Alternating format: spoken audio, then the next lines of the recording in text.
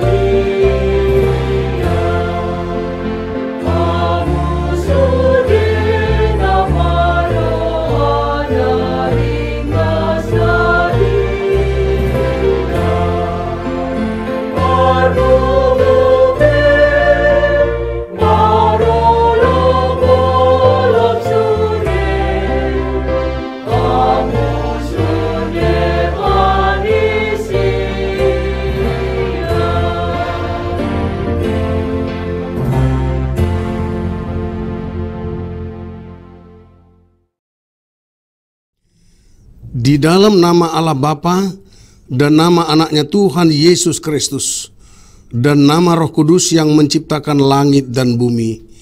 Amin.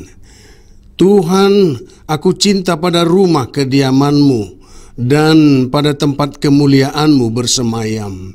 Haleluya.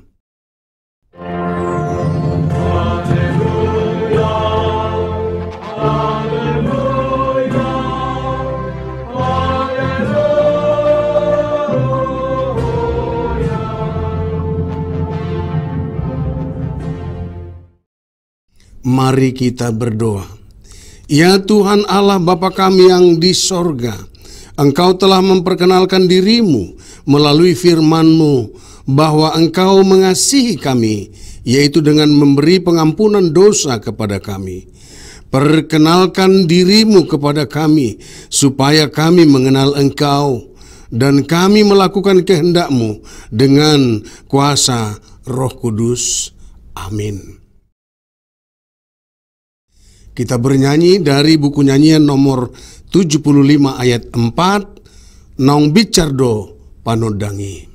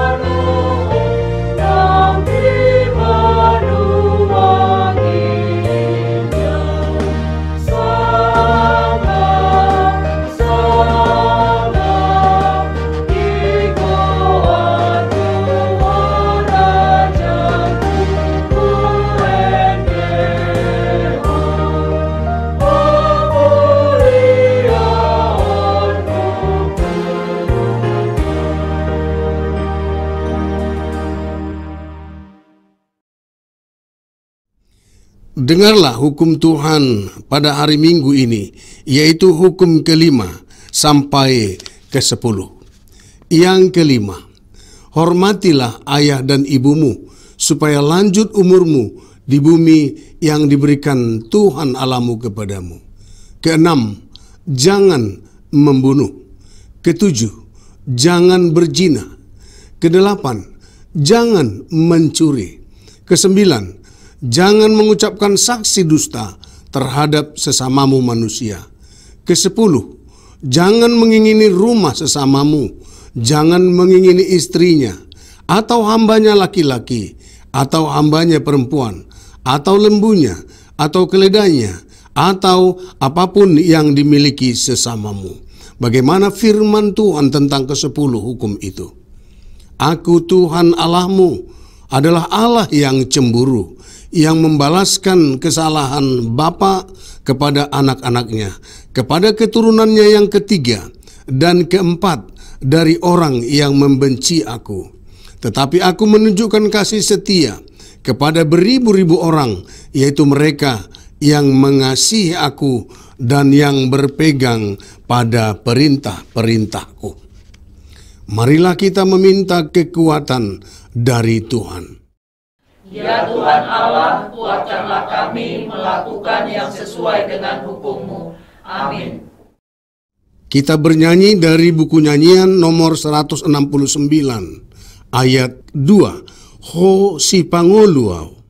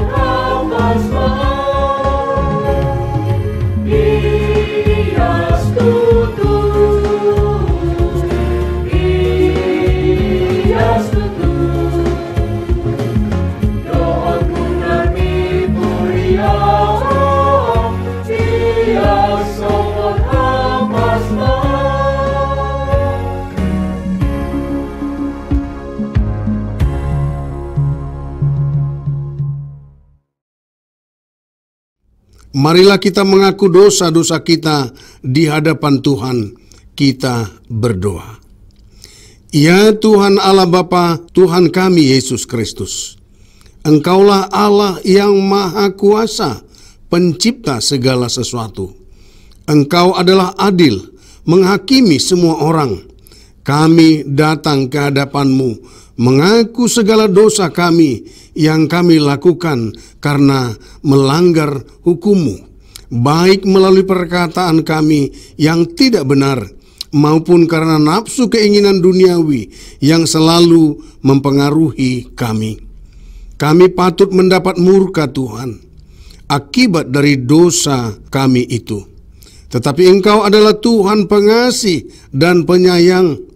Kasihanilah kami, ampunilah segala dosa-dosa dan kesalahan kami di dalam Anak-Mu, Tuhan Yesus Kristus. Karuniakanlah kami Roh Kudus, agar kami setia mengikuti Engkau di dalam kebenaran dan kekudusan dan memperoleh hidup yang kekal, yang Tuhan janjikan bagi setiap orang yang percaya kepada Anak-Mu, Yesus Kristus dan Juru Selamat kami. Amin.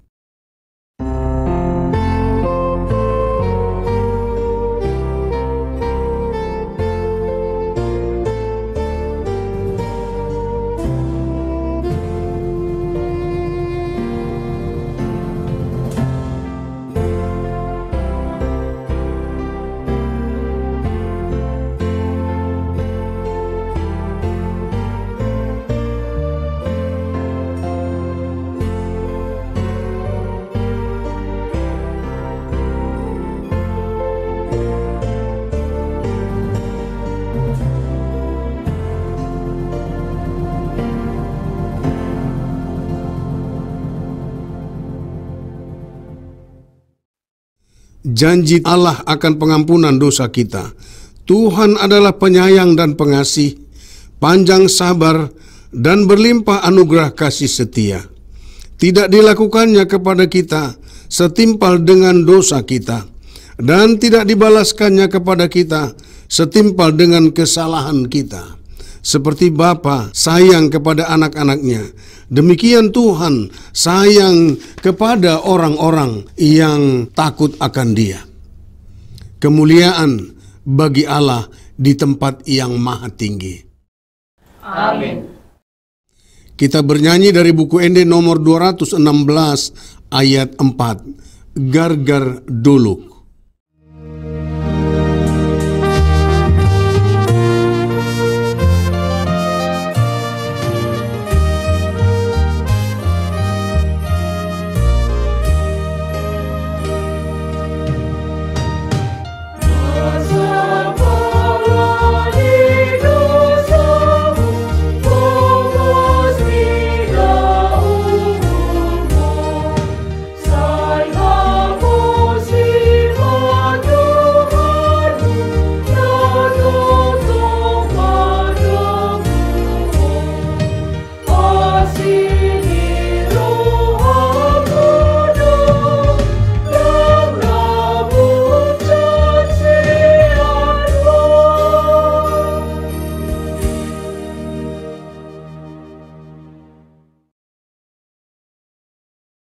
Firman Tuhan yang ditetapkan pada hari Minggu ini tertulis dalam Mika 7 ayat 7 sampai dengan 20. Tetapi aku ini akan menunggu-nunggu Tuhan, akan mengharapkan Allah yang menyelamatkan aku.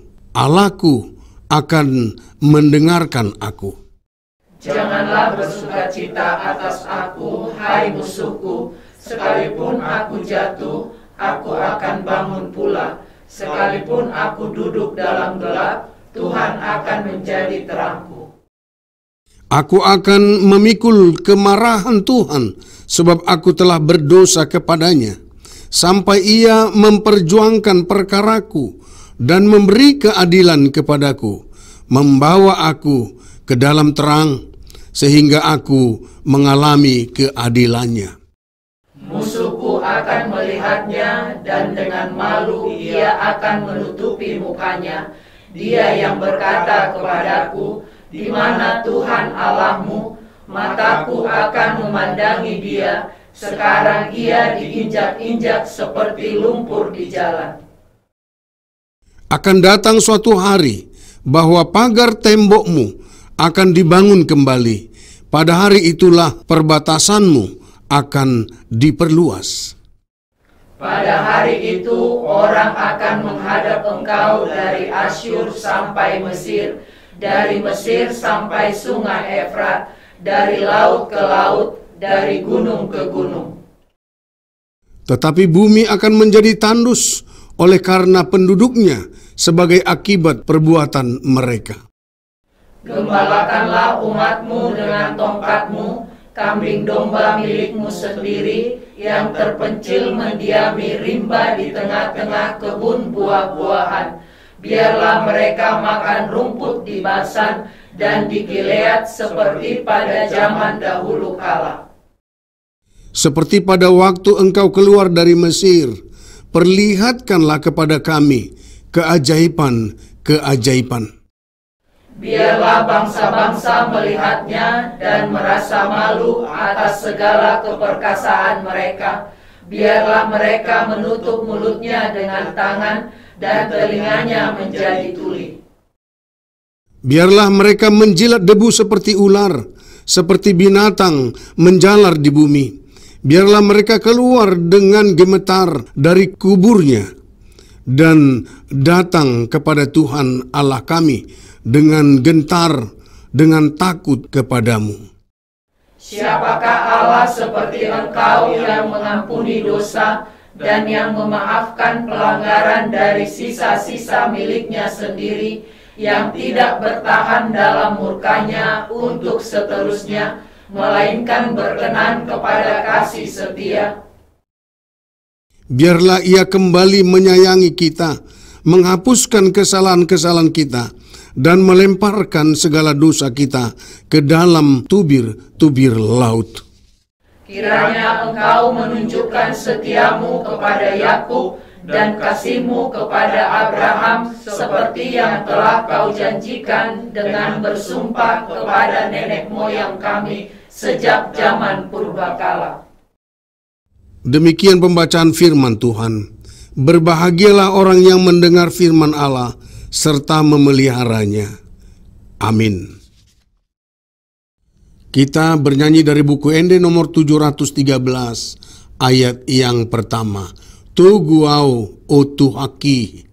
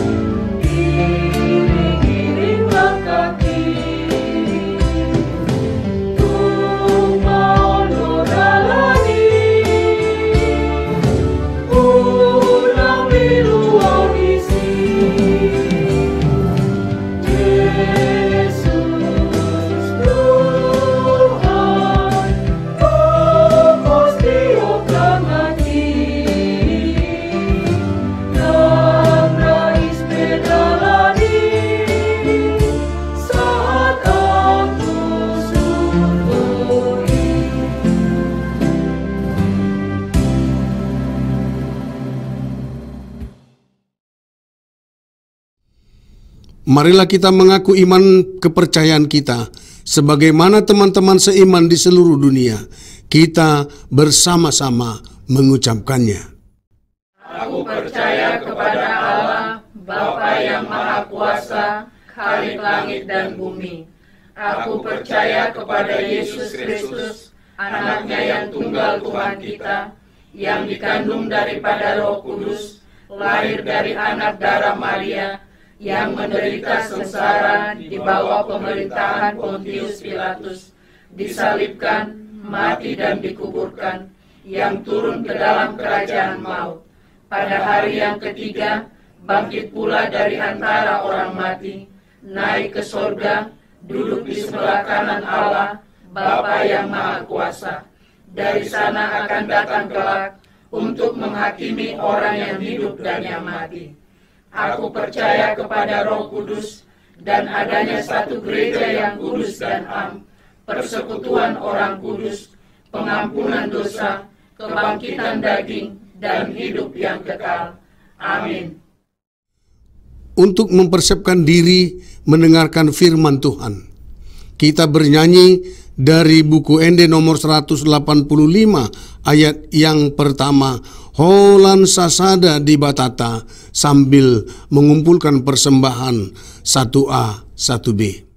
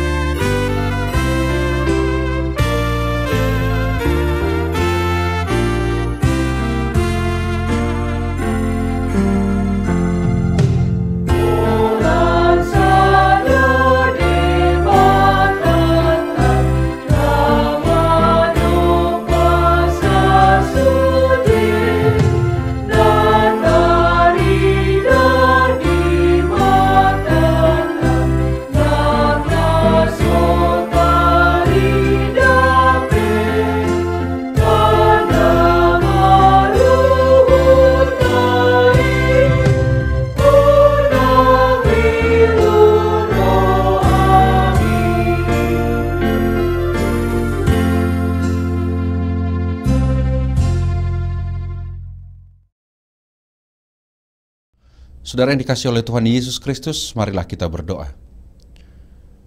Damai sejahtera Allah yang melampaui segala akal, telah memelihara hati dan pikiranmu di dalam Kristus Yesus. Amin. Saudara yang dikasihi Tuhan Yesus Kristus, firman Tuhan yang menjadi khotbah pada ibadah minggu ketiga setelah Epifanias hari ini, tertulis dalam surat Rasul Paulus kepada jemaat Korintus yang pertama di 1 Korintus 1 ayat 10 sampai 18, firman Tuhan mengatakan demikian. Tetapi aku menasihatkan kamu saudara-saudara demi nama Tuhan kita Yesus Kristus, supaya kamu seia sekata dan jangan ada perpecahan di antara kamu, tetapi sebaliknya supaya kamu erat bersatu dan sehati sepikir. Sebab saudara-saudaraku, aku telah diberitahukan oleh orang-orang dari keluarga Chloe tentang kamu, bahwa ada perselisihan di antara kamu. Yang aku maksudkan ialah bahwa kamu masing-masing berkata, aku dari golongan Paulus, atau aku dari golongan Apolos, atau aku dari golongan Kefas, atau aku dari golongan Kristus. Adakah Kristus terbagi-bagi? Adakah Paulus disalibkan karena kamu? Atau adakah kamu dibaptis dalam nama Paulus? Aku mengucap syukur bahwa tidak ada seorang pun juga di antara kamu yang aku baptis selain Krispus dan Gaius, sehingga tidak ada orang yang dapat mengatakan bahwa kamu dibaptis dalam namaku. Juga keluarga Stefanus aku yang membaptisnya. Kecuali mereka, aku tidak tahu entahkah ada lagi orang yang aku baptis. Sebab Kristus mengutus aku bukan untuk membaptis, tetapi untuk memberitakan Injil. Dan itu pun bukan dengan hikmat perkataan, supaya salib Kristus jangan menjadi sia-sia. Sebab pemberitaan tentang salib memang adalah kebodohan bagi mereka yang akan binasa, tetapi bagi kita yang diselamatkan pemberitaan itu adalah kekuatan Allah. Demikian firman Tuhan. Saudara yang dikasihi Tuhan Yesus Kristus, berbicara tentang salib, mungkin orang langsung berpikir ini tentang penderitaan. Sehingga seringkali jika ada masalah yang tidak terselesaikan, ada sakit yang tidak tersembuhkan, ada belenggu hidup yang tidak terlepaskan, atau beban hidup yang tidak terhindari, orang Kristen langsung berkata, itu adalah salibmu, pikullah. Saudara yang dikasihi Tuhan Yesus Kristus, memahami salib Kristus semestinya jangan berhenti di penderitaan. Itu akan mengecilkan makna salib Kristus itu sendiri. Sebab Yesus Kristus tidak pernah berhenti di salib. Justru peristiwa salib menunjukkan begitu besar kekuatan Allah yang melampaui pengorbanan, rasa sakit, cercaan, hinaan, bahkan kematian sekalipun. Justru salib Kristus memiliki dimensi hikmat dan kebenaran Allah yang di dalamnya menyatu kuasa Allah yang nyata dan bergerak langsung untuk menyelamatkan, menyembuhkan, mengusir kuasa kegelapan atau iblis, dan yang pasti membebaskan manusia dari kuasa dosa. Saudara yang dikasihi Tuhan Yesus, ada indikasi pada surat 1 Korintus 1 ayat 10 sampai 18 ini bahwa sudah mulai ada orang menganggap hikmat Allah itu berdasarkan ukuran manusia. Ketika ada yang mengaku golongan Apolos, ada yang mengaku golongan Kefas atau Petrus, golongan Paulus, atau bahkan menyebutkan dirinya sebagai golongan Kristus. Semuanya merujuk kepada kelebihan, kehebatan masing-masing kelompok, atau idola masing-masing. Saudaraku, ini bisa saja terjadi kepada kita yang mencoba mengedepankan hikmat dunia dengan dalih atas nama Tuhan Yesus. Sekali lagi, tentang ini firman Tuhan melalui Paulus mengingatkan agar seia sekata dan jangan ada perpecahan, tetapi sebaliknya supaya erat bersatu dan sehati sepikir. Dalam kebersatuan inilah pemahaman akan salib Kristus akan terarah dan fokus pada salib Kristus itu sendiri. Saudara yang dikasihi Tuhan Yesus Kristus, maka jika kita percaya dan menghidupi salib Kristus sebagai inspirasi yang menyelamatkan, maka pada saat yang sama kita juga mengalami dan merasakan kuasa Allah yang menyelamatkan. Hagogoon ni debata napaluahon. Jadi salib itu bukan tentang pasrah dan menerima begitu saja penderitaan itu tetap ada dalam diri kita. Bukan begitu. Namun menghidupi salib Kristus adalah ketika kita mampu memenangkan hidup kita meskipun penderitaan menerpa hidup kita. Dan sekali lagi, itu tidak akan bisa terjadi jika mengandalkan kemampuan dan kuasa diri sendiri atau kemampuan dari kuasa yang ada di dunia ini. Namun semua itu hanya akan dapat dilakukan dengan mengandalkan kuasa Tuhan Allah kita. Dan itu otomatis akan kita terima jika kita hidup dalam ketaatan dan ketulusan hati serta menjadikan Kristus sebagai dasar dan sekaligus orientasi hidup kita. Sehingga apapun yang kita hidupi, hendaknya itu sebagai pemberitaan dan kesaksian akan Injil yang adalah kabar kesukaan, kabar sukacita, kabar kemerdekaan yang dicerminkan oleh salib Kristus sebagai kuasa Allah yang menyelamatkan itu. Itu mengapa Paulus mengatakan di ayat 17 dan 18, sebab Kristus mengutus aku bukan untuk membaptis, tetapi untuk memberitakan Injil, dan itu pun bukan dengan hikmat perkataan, supaya salib Kristus jangan menjadi sia-sia. Sebab pemberitaan tentang salib memang adalah kebodohan bagi mereka yang akan binasa, tetapi bagi kita yang diselamatkan, pemberitaan itu adalah kekuatan Allah. Maka dari itu saudaraku, marilah menghidupi kekuatan Allah yang menyelamatkan dengan bersandar dan mengandalkan hikmat dari Allah sendiri. Sehingga kita akan memenangkan hidup di tengah segala hal yang kita alami. Tuhan Yesus menguatkan kita. Amin. Kita berdoa. Terima kasih Tuhan, kami percaya melalui pemberitaan Injil Tuhan, pemberitaan salib Tuhan, kami beroleh hikmat yang daripada Tuhan. Dan hikmat dan kuasa Allah yang sejati itu yang menguatkan kami untuk menjalani dan memaknai kehidupan kami.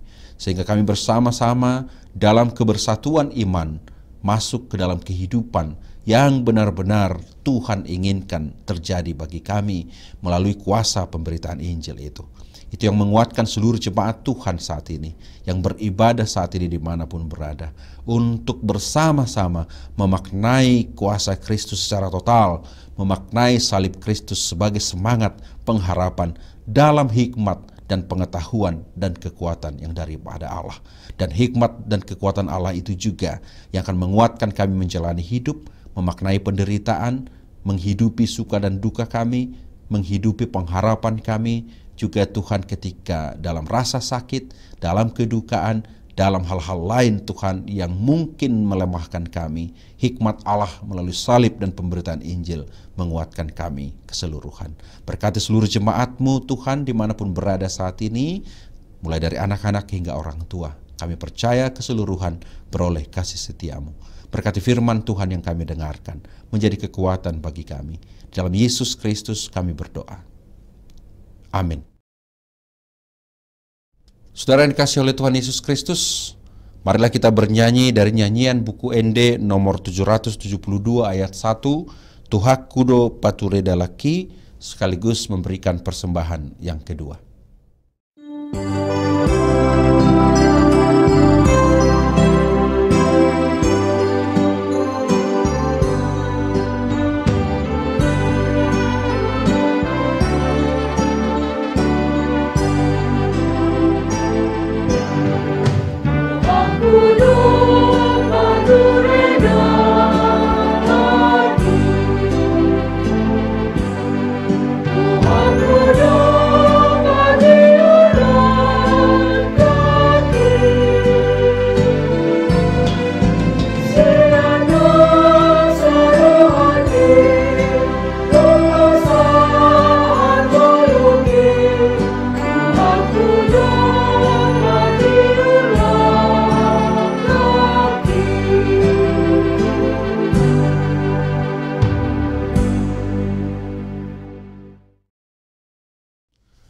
Marilah kita berdoa untuk menyerahkan persembahan kita kepada Tuhan. Ya Allah Bapa kami yang di surga, kami mengaku bahwa Tuhan adalah sumber dari segala karunia yang melimpah dalam kehidupan kami masing-masing. Sebahagian daripada karunia itu kami serahkan kembali sebagai persembahan kepada Tuhan. Terimalah dan berkatilah persembahan umat-Mu ini, agar dapat kami pergunakan untuk pekerjaan dan pelayanan kerajaan Tuhan di dunia ini. Bukalah hati kami untuk mengenal betapa banyak berkat dan karunia yang kami peroleh dari Tuhan, supaya kami senantiasa bersyukur kepadamu, di dalam nama Yesus Kristus Tuhan kami. Amin.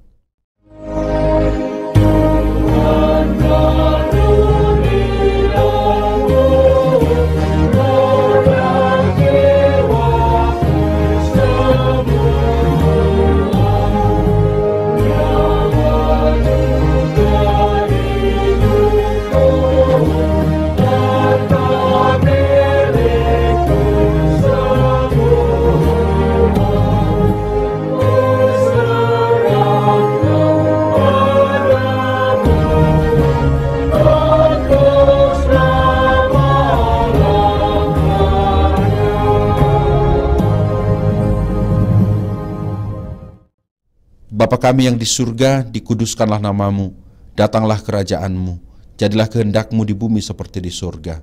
Berikanlah kami pada hari ini makanan kami yang secukupnya, dan ampunilah kami akan kesalahan kami, seperti kami juga telah mengampuni orang yang bersalah kepada kami. Dan janganlah membawa kami ke dalam pencobaan, tapi lepaskanlah kami daripada yang jahat.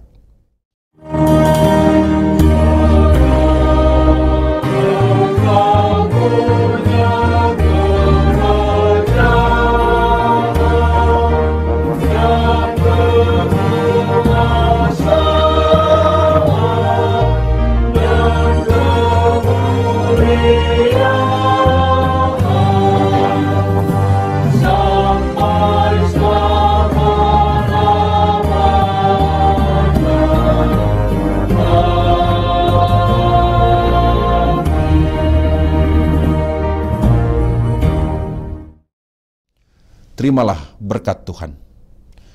Tuhan memberkati engkau dan melindungi engkau. Tuhan menyinari engkau dengan wajah-Nya dan memberi engkau kasih karunia.